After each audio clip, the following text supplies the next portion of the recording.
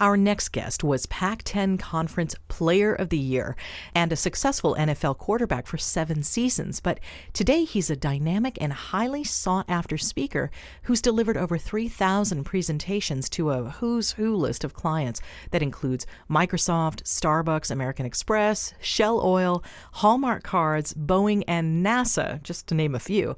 We are pleased to welcome to the Executive Report Mr. Tom Flick. Tom, welcome aboard. Well, it's great to be with you. Thank you. Tom, many companies and organizations have been experiencing a lot of change in the last few years. What is the speed of change and what's its effect on organizations?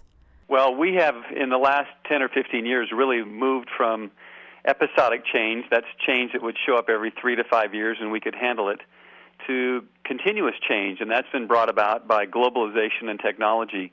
We used to have customers that were around the corner or maybe in a neighboring state, but now our customers could be on the other side of the globe. And so the speed of leadership determines the rate of the pack. And how fast leadership can understand change and how it's coming upon their company and organization, how to manage it and lead it is really going to be the key for companies to be successful in the future. What's the role of leadership and why is it now so critically important in a world of continuous change? Well, leadership is really the name of the game. I say that simply because that's what's going to get us out of the mess that we're in these last 3 to 5 years. It's been a real economic challenge. Leadership is a completely different animal than management. Management is really status quo. It's keeping things the same. It's planning and budgeting and organizing and staffing. Leadership is completely different. It's creating vision and strategy, motivating action, with the end result being creating systems that allow for growth, evolution, and opportunities to move through this change process we find ourselves in.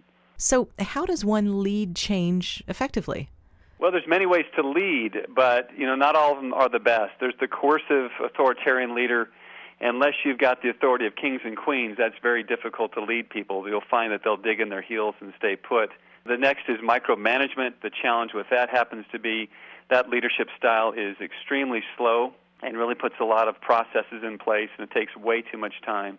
I've found the best is servant leadership. That's where you connect the head and the heart. And it's done best by persuasion and modeling, by your patience and humility. And what it does, it creates autonomy. It gives really empowerment to people to say, you know what, I can lead at all levels of the enterprise, whether I'm the person that's answering the phone, I'm a mid-level manager, or I'm one of the executives. When you can get into a process where people are all part of the process, you've got the best chance to lead your organization forward. Tom, thanks so much for flying with us. It's been my pleasure. Thank you for having me.